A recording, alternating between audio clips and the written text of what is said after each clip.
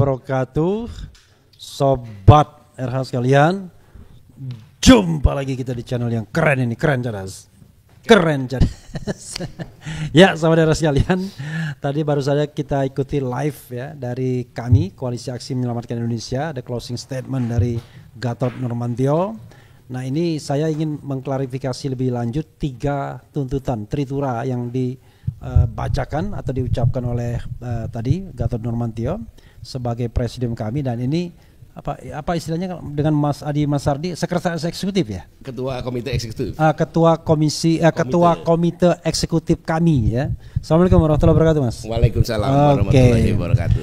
Mas Adi, Anda harus bertanggung jawab ya untuk menjelaskan lebih lanjut 3 hal tadi. 1, bersihkan kabinet dari terima kasih. Dari bersihkan kabinet terima kasih ya. Padahal banyak sekali orang yang berterima kasih pada Prabowo. Yang kedua tadi reformasi independensi KPK. Yang ketiga reformasi Polri dan copot atau ganti Kapolri. Itu kenapa tiba-tiba Gatot Nurmantio ngomong seperti itu? Tiba-tiba Bung Refli, karena kita ini kan menyaring dan menjaring pandangan dari berbagai kelompok civil society yang beredar kemana di jalanan. Itu kan terus hampir selama 5 tahun lah kita menyerap informasi. Jadi kita melihat persoalan problemnya itu kan bahwa ketika pemerintah bahwa sudahlah, oke, berarti presiden ini yang tadi diucapkan terima kasih oleh Pak Gatot, betul-betul bekas presiden, bukan presiden bekas. Jadi tadi saya bilang oleh Pak Gatot sebenarnya Republik ini, dan ternyata masih ikut-ikutan di situ, sehingga kerusakan orang yang merusaknya masih ikut di dalam kabinet Prabowo. Nah, jadi kemudian ini kan juga berada di masyarakat juga gelisah. Kenapa sih Pak Prabowo kok masih banyak mengambil kabinet sisa-sisa kemarin itu? Ini kan kegeraman. Kemudian mereka ini kan juga menganggap soal yang legendaris kan Bahlil dengan melangkahkan juga Nusron ya. Nusron itu memang bukan bekas kabinet, tapi kan orang dekat dengan ke masyarakat, emang tanah mbahmu. Nah, kita melihat bahwa Nusron itu tidak paham bahwa teks proklamasi Indonesia dengan ini menyatakan kemerdekaannya kan bangsat. Jadi ketika itu dinyatakan kemerdekaan, seinci pun Republik Indonesia itu nggak punya tanah.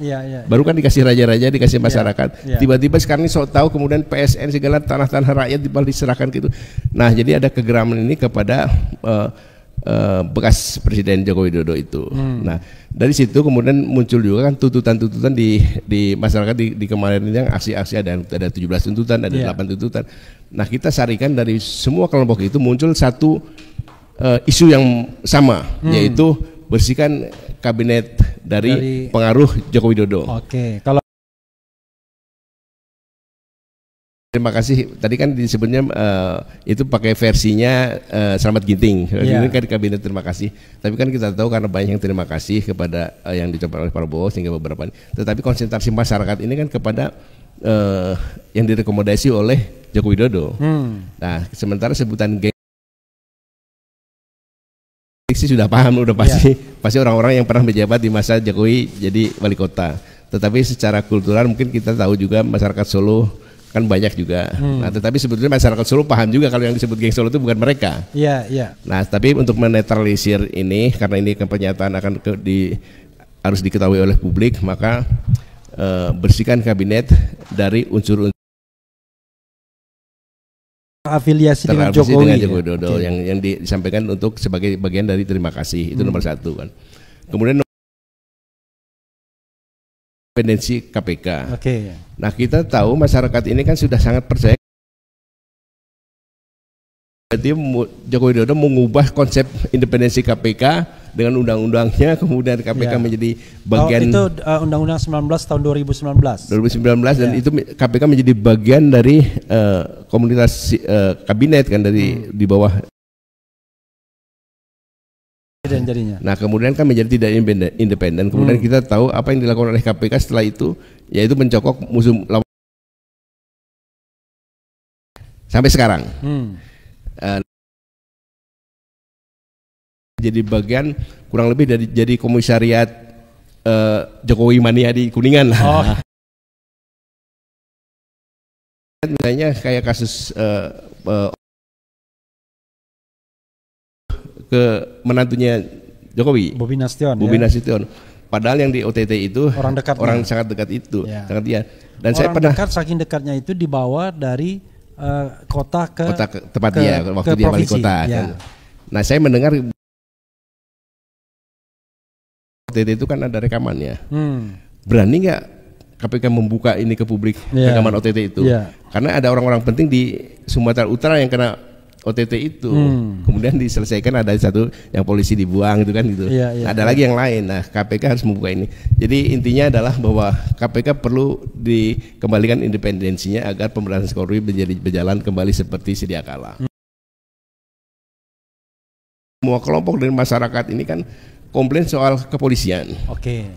Nah karena kepolisian ini selama rezim Joko Widodo ini diarahkan di sipil itu sebagai musuh negara. Jadi nggak main-main loh. Jadi kalau mengirim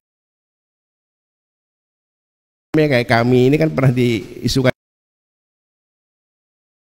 terlarang sehingga kegiatan-kegiatannya dilarang.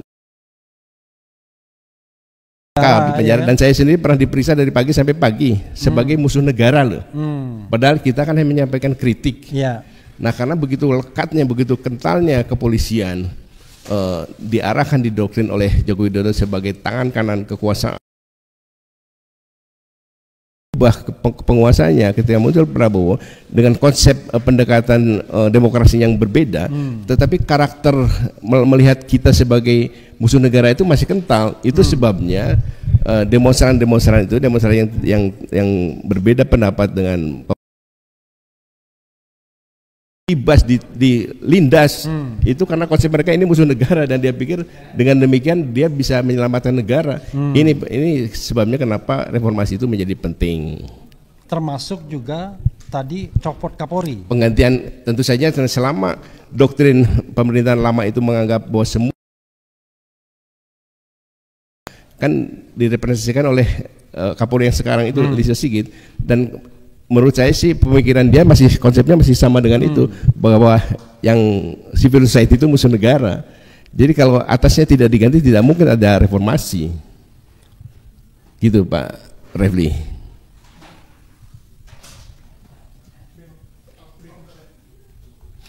Sudah.